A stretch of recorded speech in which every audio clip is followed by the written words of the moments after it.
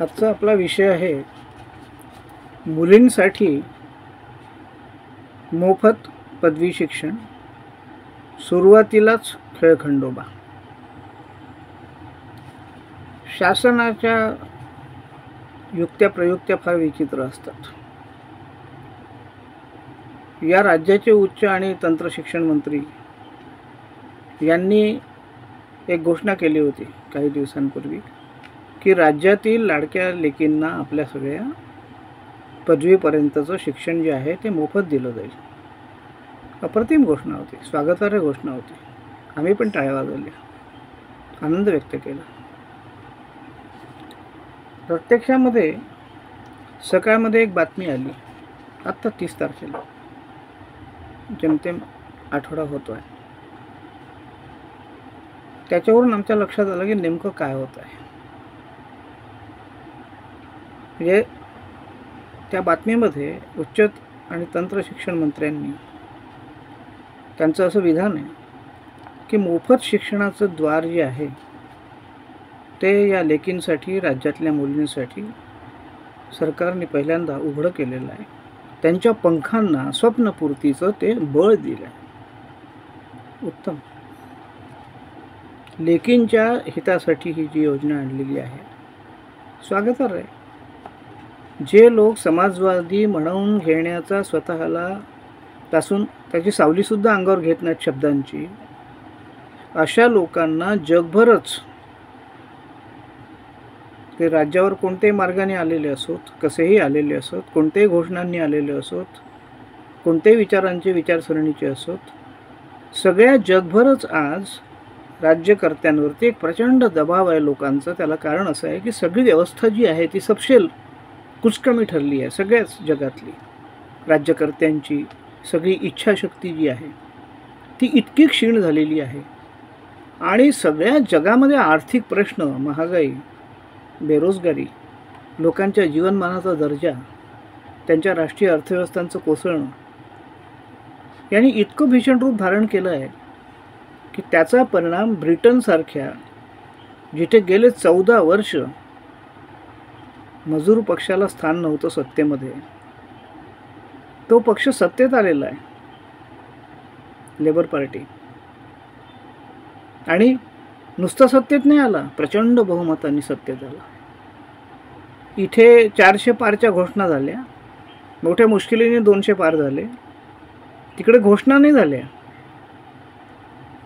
तरी ते 400 पार झाले बिना घोषणेने. सगळ्या आज आपल्या देशामध्ये तिथे झालेल्या या निवडणुकांच्या निकालाचे अन्वयार्थ सगळ्या वाहिन्यांवर आणि वृत्तपत्रांमधून कालपासून त्याची विश्लेषणं चालू आहेत. त्यातला मुद्दा असा आहे की तुम्ही समाजवादी असा नसा, समाजवाद हा शब्द स्वीकारा, विचारसरणी स्वीकारा, स्वीकारू नका. जग चालवण्यासाठी तुम्हाला त्याच्याशिवाय दुसरा पर्याय नाही. समाजवादी अर्थकारणाशिवाय दुसरा पर्याय नाही. बहुराष्ट्रीय अर्थकारणाने गेल्या 30-40 वर्षात जगाचं जे काही शोषण केलेलं आहे, त्यातून जी काही स्थिती निर्माण झालेली आहे, तिने जो प्रचंड अनुशेष निर्माण झालेला आहे सर्वसामान्य जनतेच्या जीवनातल्या संधींचा, दर्जाचा, रोजगाराचा, त्यांच्या विकासाचा, त्यांच्या शिक्षणाचा, प्रचंड मोठ्या लोकसंख्येचे हे प्रश्न आहेत जगभरच. भारतात तर आहेतच आहेत. भारत हा जगापासून अलिप्त नाही राहू शकत ना. त्यामुळे इथे सुद्धा समाजवादी शब्दाला अस्पृश्य समजणारे, समाजवादी हा शब्द घटनेच्या प्रास्ताविकेतून काढून टाकावा याची मागणी करत असलेले अशा विचारसरणीच्या राज्यकर्त्यांना सुद्धा सत्तेवर येण्यासाठी लोकांना आता अनेक मोफत योजनांची प्रलोभनं देण्याशिवाय पर्याय उरलेला नाही. आमच्या दृष्टीने प्रलोभनं नाही आहे. 98% लोकांना जगामध्ये आणि या देशामध्ये आरक्षित, संरक्षित करण्याची गरज आहे, हे तर आम्ही नेहमीच सांगत असतो. 2-3% झालेली अर्थव्यवस्था एकेकाळी 5-7% तरी होती. या अर्थकारणाचे लाभ हे आता केवळ 2% मुठभर लोकांपुरते मर्यादित होत चालले आहेत. आणि काही व्यक्ती एवढे अफाट संपत्ती जमा करतायत की ते सत्ताधाऱ्यांना राज्य कर्ते बनवू शकतात आहे. आणि त्यामुळे भारतातल्या नुकत्याच झालेल्या निवडणुकीत आणि परवा ब्रिटनमध्ये झालेल्या निवडणुकींनी जगाला एक प्रचंड मोठा संदेश दिलेला आहे. मुद्दा असा आहे की हवा, पाणी, आकाश, जमीन, सागर, समुद्र, नदी, नाले सगळं विकून टाकलं ना तुम्ही आणि प्रत्येकातून नफा कमावला. लोकांची संपत्ती, नैसर्गिक संपत्ती, साधन संपत्ती याचं इतकं अंधाधुंद शोषण 1000 वर्षामध्ये जगातल्या वसाहतवादांनी केलं.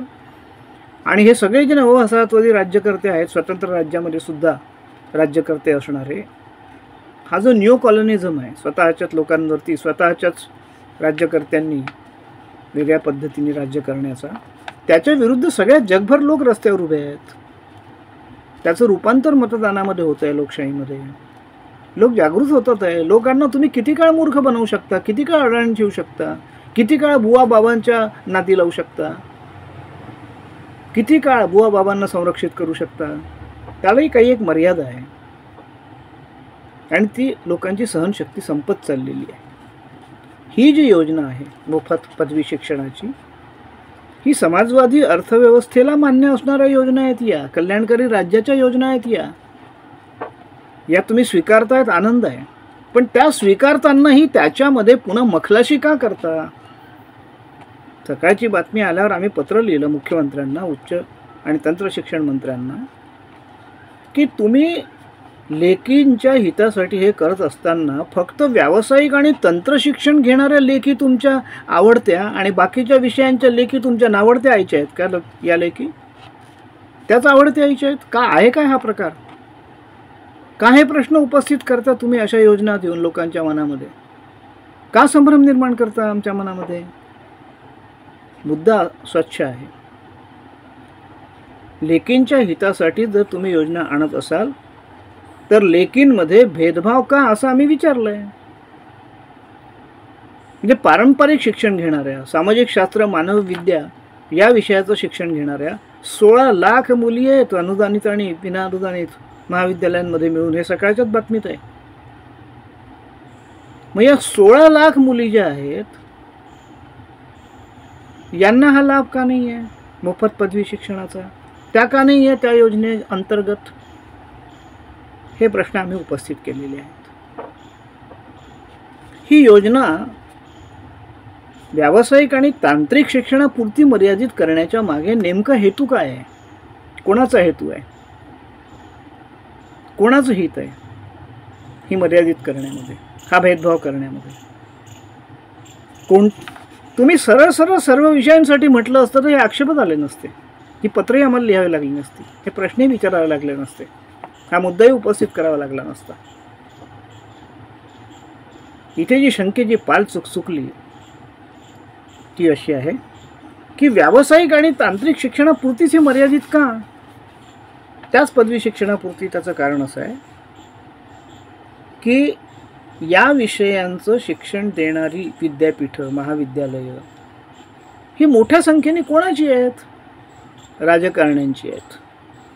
म्हणजे या मोफत शिक्षणाच्या शासनाच्या तिजोरीतल्या पैशाच्या परिपूर्तीचा लाभ आणि त्याचा ओघ हा कोणाकडे वळता होणार आहे? त्या शिक्षण संस्थांकडे, त्या शिक्षणाधिपतींकडे, जे व्यावसायिक आणि तंत्र शिक्षणाच्या संस्था चालवून शिक्षणाधिपती आणि राज्यकर्त्यांना पतपुरवठा करता येईल एवढे समृद्ध झाले. त्यांनाच पुन्हा लाभ पोचवायचा का? सामाजिक शास्त्र, मानवविद्या या जागरूक नागरिकत्व, विवेकी समाज, राज्यघटनेला अपेक्षित शास्त्रीय वृत्तीचा समाज, हा निर्माण करणाऱ्या विषयांच्या सांस्कृतिक, भाषा, साहित्य, संस्कृती या मानवाच्या पारंपरिक संचिताचं रक्षण करणाऱ्या, त्याचं दोहन करणाऱ्या विद्या नाही आहेत. या कल्पनाशक्तीच्या, सृजनशक्तीच्या, तत्त्वज्ञान, दर्शन, तर्कशास्त्र, मानवविद्या, मानववंशशास्त्र, भूगोल, इतिहास हे विषय का नको आहेत तुम्हाला? ते का नाही पदवीपर्यंत मोफत हवे आहेत? फक्त व्यावसायिक आणि तंत्र शिक्षणच का हवं आहे? कारण हे विषय इंग्रजी माध्यमातून शिकवले जातात. व्यावसायिक आणि तंत्र शिक्षणाचे. म्हणजे तुम्ही बळकट कोणाला करणार आहात पुन्हा परिपूर्तीतून? इंग्रजी माध्यमाला. सामाजिक शास्त्र आणि मानव विद्या शिकणाऱ्या 16 लाख मुली ज्या आहेत, हे विषय मराठी माध्यमातून शिकवले जातात. आधी तुम्ही 14,000 मराठी शाळा बंद पाडल्या सामूहिकरणाच्या नावावर. मग त्या दत्तक द्यायला सुरुवात केली, मग त्या खाजगी करायला सुरुवात केली, इंग्रजी माध्यमांच्या शाळांना परवानगी द्यायला सुरुवात केली, मराठी शाळांना परवानगी नाकारायला सुरुवात केली. बंद पडलेल्या शाळा सुरू करण्या म्हणून आम्ही आरडाओरडा करतोय, तुमच्या कानावर येऊ जात नाही. इथे पुन्हा तुम्ही मराठी माध्यमावर घाला घालताय. जे विषय मराठी माध्यमातून शिकवले, एकीकडे मराठीचं भाषा धोरण, सर्व विषयांचं, सर्व स्तरांचं, सर्व शिक्षण मराठीमधून दिलं जावं याचा पुरस्कार करताय. नुकतंच जाहीर झालेलं धोरण आहे, सरकारचं धोरण आहे. ते सगळ्यांना लागू नाही आहे का? उच्च आणि तंत्र शिक्षण विभागाच्या सर्वोच्च अधिकाऱ्यांना माहिती नाही आहे का धोरण? ते त्या धोरणानुसार चाललं पाहिजे. निर्णय, शासन निर्णय त्या धोरणानुसार आला पाहिजे याची कल्पना नाही आहे का त्यांना? नसेल तर आपण करून दिली पाहिजे. आणि ते धोरण जर त्यांना कळत नसेल तर आपण समजावून दिलं पाहिजे. त्यांचं उद्बोधन प्रबोधनही केलं पाहिजे. त्यासाठी वाटल्यात प्रशिक्षण वर्गही घेतले पाहिजेत. किती कारण आहे त्याच्यामध्ये. मराठी माध्यमावरती हा कुठाराघात आहे नवीन. आधी तुम्ही प्राथमिक शाळांपासून सुरू केला, मग तो माध्यमिक उच्च माध्यमिक पर्यंत नेला. एकीकडे 10वी पर्यंत मराठी हा विषय सक्तीचा कायदा. राष्ट्रीय धोरण सांगतं मातृभाषेतून उच्च शिक्षण द्या, आणि इथे तुम्ही मातृभाषेतून उच्च शिक्षण देणाऱ्या विषयांना पदवी शिक्षण मुलींसाठी मोफत करण्याच्या योजनेतून वगळत आहे. काय चाललेलं आहे हे? कशासाठी चाललं आहे? कोणासाठी चाललं आहे? लोकांसाठी, लोकहितासाठी, जनहितासाठी, या लाडक्या लेकींच्या हितासाठी? अर्थसंकल्पामध्ये जी घोषणा झाली आहे, 8 लाख उत्पन्न असलेल्या त्याच्या खालच्या अशा सगळ्या त्या मुलींसाठी. आता उच्च तंत्र शिक्षण मंत्र्यांनी जी घोषणा केली होती ती आणि प्रत्यक्षामध्ये जे घडतं आहे ते, याच्यात का तफावत आहे मग एवढी? त्यांनी असं नव्हतं म्हटलं तेव्हा की फक्त व्यावसायिक आणि तंत्र शिक्षणापुरत्याच तेवढ्याच लेकींना आम्ही माफ करणार आहोत म्हणून, मोफत शिक्षण देणार आहोत म्हणून. सर्वांना देणार असं म्हटलं होतं राज्यातील. सर्वांना मध्ये सर्व विषय येतात, सामाजिक शास्त्र येतात, मानव विद्या येतात, त्या अंतर्गत येणारे सगळ्या ज्ञानशाखा आणि सगळे विषय येतात. सकाळनी फक्त हा विषय लावून धरलेला आहे सातत्याने, आणि त्यामुळे तो किमान पोचला आहे लोकांपर्यंत. मग प्रत्यक्षामध्ये तुम्ही अर्धवट आणि भेदभाव करणारी घोषणा का करता? हा प्रश्न आहे मुख्य याच्यातून निर्माण झालेला. काही मुलींना न्याय. कोणाला न्याय? फक्त व्यावसायिक आणि तंत्र शिक्षणाची पदवी घेणाऱ्या मुलींना. आणि लाखो मुलींवर अन्याय. कोणावर? सामाजिक शास्त्र आणि मानव विद्या मराठी माध्यमातून शिकणाऱ्या लाखो मुलींवर. ही प्रतिपूर्ती जी आहे,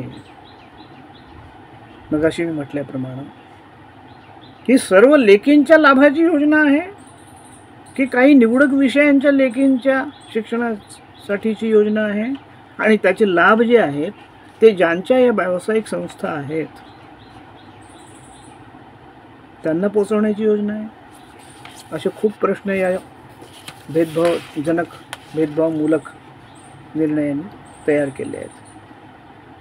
हे सगळं आम्ही मांडत तातडीने सरकारला पत्र पाठवलं, मुख्यमंत्र्यांना, उच्च तंत्र शिक्षण मंत्र्यांना. हा भेदभाव दूर करण्यासाठी कोणत्याही विषयासाठी ही योजना हवी, ही आमची मागणी आहे त्या मुलींसाठी. सामाजिक शास्त्रे, मानव विद्या यातल्या विषयांचं शिक्षण बंद करणे हा बहुराष्ट्रीय कंपन्यांचा जुना अजेंडा आहे. इंटरनॅशनल मॉनिटरी फंडचा, वर्ल्ड बँकेचा. जपान आणि ब्रिटनमध्ये 2015 पासून हे उद्योग सुरू आहेत. ती लाट आता आपल्याकडे फार वेगाने येते आहे. हे मी मागेही एका व्हिडिओमध्ये म्हटलेलं होतं. सामाजिक शास्त्र आणि मानव विद्यांमधल्या विषयांची, ज्ञानशाखांची त्याच्याकरता संशोधनासाठी पैसा दिला जात नाही. ते हळूहळू बंद करत आणायचे आहेत अशी स्थिती निर्माण झालेली आहे. त्याकरता उत्तेजनच दिलं जात नाही या विद्या शिकण्यासाठी. प्राचीन कोणत्या तरी शतकानुशतकाच्या गतानुगतिक असा समाज निर्माण करणारे विद्या शिकवण्याचं शिक्षणाच्या अभ्यासक्रमामध्ये योजना केली जाते.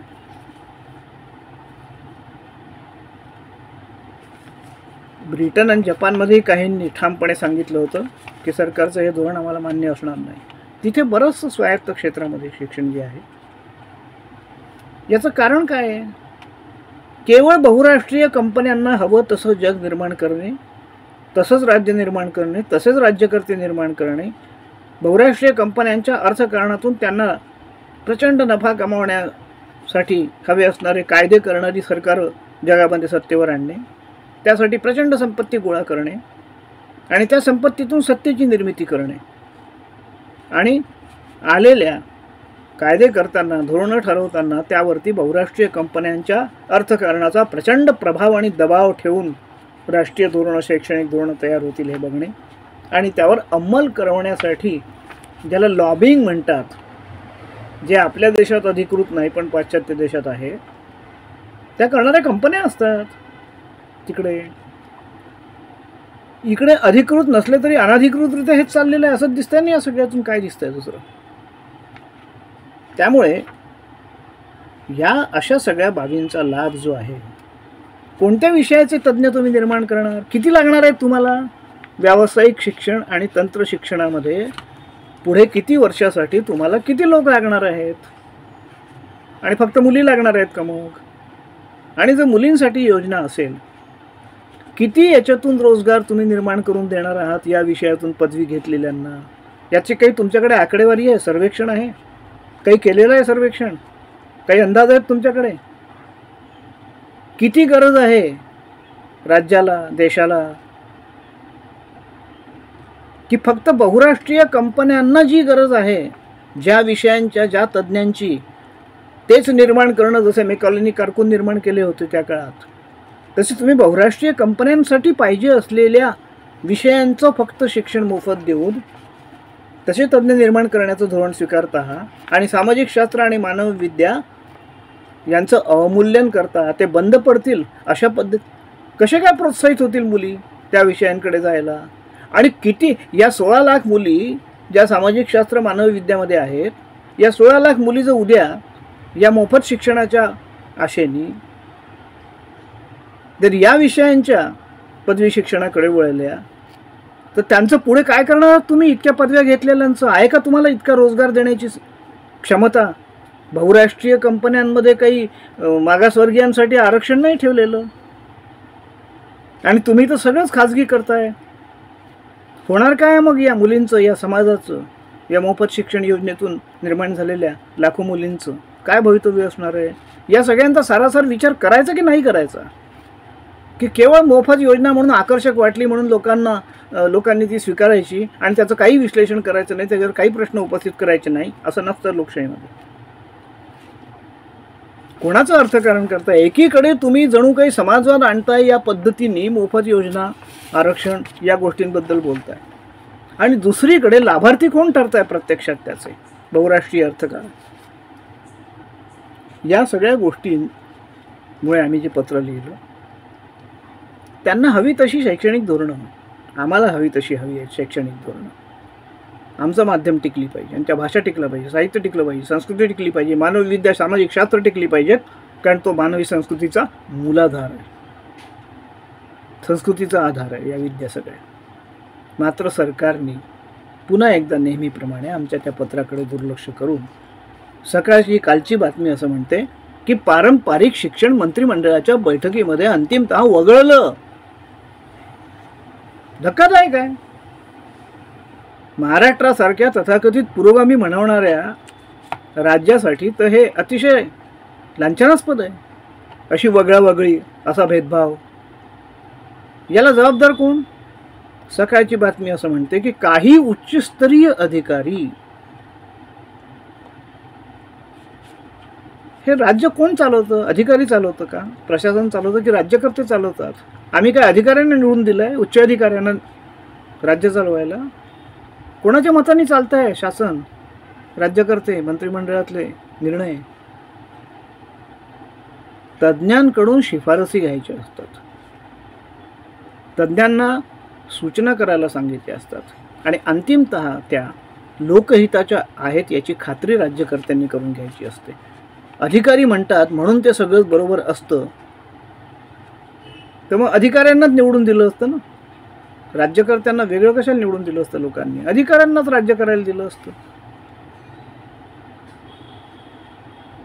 ते कात्रण आम्ही पाठवलं काल मुख्यमंत्र्यांना, उच्च आणि तंत्र शिक्षण मंत्र्यांना, आणि हे त्यात म्हटलं आम्ही की हे महाराष्ट्राला अशोभनीय आहे.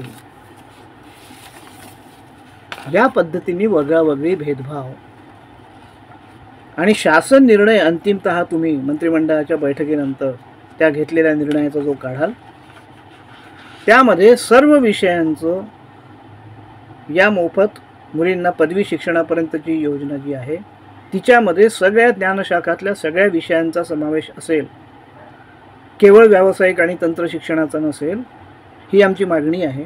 ती सूचना आणि ती मागणी पुन्हा एकदा कालच्या पत्रात आम्ही तातडीने पाठवून नोंदवलेली आहे आणि शासन निर्णय निघायच्या आधी यावरती विचार करेल, सद्बुद्धी सुचेल शासनाला आणि त्या तथाकथित उच्च अधिकाऱ्यांना, अशी अपेक्षा आम्ही व्यक्त करतो आहोत. त्याशिवाय शासन निर्णय निर्गमित होऊ नये अशी अपेक्षा आम्ही व्यक्त केली आहे. आश्चर्य म्हणजे काल पाठवलेल्या आमच्या मेलला, पत्राला आश्चर्यच आहे, कारण सरकार कधी उत्तरच देत नाही. अनुभवत नाही आम्हाला सरकारला पाठवलेल्या पत्राचं उत्तर आलं म्हणजे आम्हाला जगातलं एक मोठं नवं आश्चर्य झालेलं आमच्यासाठी. पण ते आलं. पारंपरिक विषय शिक्षणामध्ये अगोदरच परिपूर्ती होते अशा अर्थाचं आम्हाला उत्तर आलं. आम्ही विचारलं त्याच्यावर आत्ताच, कोणाला होते ही परिपूर्ती? विद्यार्थ्यांना होते की शिक्षण संस्थांना होते? मग ती विना अनुदानित मोठ्या संख्येने असलेल्या महाविद्यालयातल्या मुलामुलींना होते? कोणाला होते नेमकी? आणि तिचा या मोफत पदवी शिक्षण योजनेशी नव्याने जी जाहीर करता त्याच्याशी काय संबंध आहे हे जरा समजावून तर सांगा आम्हाला. तांत्रिक उत्तरं नका देऊ, स्पष्ट, स्वच्छ, निसंदिग्ध आणि पारदर्शी उत्तरं द्या. विना अनुदानित संस्थांमध्ये परिपूर्ती होते का? फी भरावी लागत नाही का? बरं, परिपूर्तीचा अर्थ असा होतो की आधी फी भरावी लागते, मग ती रिएम्बर्स होते, म्हणजे परिपूर्ती होते. म्हणजे मोफत कसं झालं मग ते? कॅशलेसचा अर्थ काय आहे? आरोग्य योजना जिथे कॅशलेस असतात तिथे पैसा नाही द्यावा लागत. आधी एकेकाळी परिपूर्ती होत होती, गेले ते दिवस. प्रगत झाली ना अर्थव्यवस्था तुमची, तरीही तुम्ही अजून परिपूर्तीवर अडकला आहात. मग परिपूर्ती होते म्हणजे ती मोफत योजना नाही, एवढं तर आम्हाला सामान्य ज्ञान आहे. म्हणून आम्ही त्यांना म्हटलं की आम्हाला हे समजावून सांगा. आणि मुळात हा घोळ घालता का परिपूर्तीचा आणि मोफत, या दोन वेगळ्या गोष्टी का ठेवता? जर मुलींना तुम्हाला मोफत पदवी शिक्षण द्यायचं आहे तर सरसकट सगळ्यांना का देत नाही? अगोदर काय होतं, नंतर काय होतं, हा घोळ आम्हाला सांगू नका. सगळ्यांना सगळं माहीत आहे काय होतं प्रत्यक्षामध्ये, कुठे महाविद्यालयांमध्ये काय घडतं. हे काय ठाऊक नाही का? पालकांना, मुलींना, कार्यकर्त्यांना, सगळ्यांना सगळं ठाऊक आहे प्रत्यक्षात काय घडतं ते. असे प्रश्न आम्ही आज पाठवलेल्या त्या शासनाने दिलेल्या उत्तराला पुन्हा एकदा मागितलेले आहेत. त्याची काय उत्तरं येतात की येत नाहीत आम्हाला माहिती नाही, पण आमची शासनाला पुन्हा एकदा हात जोडून नम्र विनंती आहे की कृपया स्वतःच्या योजना सुरू व्हायच्या आधीच असा खेळखंडोबा करून वादग्रस्त करू नका. त्या तुमच्या हिताच्या नाही आहेत. तुम्ही निवडणुकांच्या पार्श्वभूमीवरती या घोषणा करतात, मतं हवी आहेत तुम्हाला म्हणून करतात. मग त्या स्वच्छ करा ना, पारदर्शी करा ना, थेट करा ना, लोकांना कळू द्या ना थेटपणे की काय लाभ आहे सगळ्यांना, कोणाला. वगळता का तुम्ही त्यातून 16 लाख मुली विना अनुदानित महाविद्यालयातल्या? आणि हा घोळ आम्हाला, तांत्रिक घोळ घालू नका. आम्हाला स्वच्छ आणि स्पष्टपणे आमची मागणी एकच आहे, जो शासन निर्णय तुम्ही काढाल त्या शासन निर्णयामध्ये राज्यातल्या पदवी शिक्षण घेणाऱ्या सगळ्या विषयाच्या सगळ्या मुलींना, ते विना अनुदानित असो की अनुदानित असो आणि कोणत्याही माध्यमातल्या असोत, त्यांना हे पदवीपर्यंतचं शिक्षण मोफत असेल. इतकं सुटसुटीत वाक्य पाहिजे आहे हो शासन निर्णयामध्ये, म्हणजे हे प्रश्नच उद्भवत नाहीत. हे घोळ का घातले जातात? जेव्हा कोणाचे तरी हितसंबंध सुरक्षित राखायचे असतात. आम्हाला असं कळतं आहे, चुकीचं आहे की बरोबर आहे माहिती नाही. आम्ही जे म्हणतो आहे या बाजूनी मंत्रिमंडळात सुद्धा, मंत्र्यांमध्ये सुद्धा, राज्यकर्त्यांमध्ये सुद्धा मतभेद आहेत. आम्ही म्हणतो आहे तशी ही सर्वांकरता मोफत हवी आहे काही लोकांना योजना, पण त्यांच्यावर हावी असतील काही लोक, त्याला आपण काय करू शकतो? ते आहेत, त्यांचं राजकारण आहे, त्यांचे पक्ष आहेत. आपण निवडून दिलं आहे चांगलं राज्य करायला, ते त्यांनी करावं एवढीच आपली अपेक्षा आहे.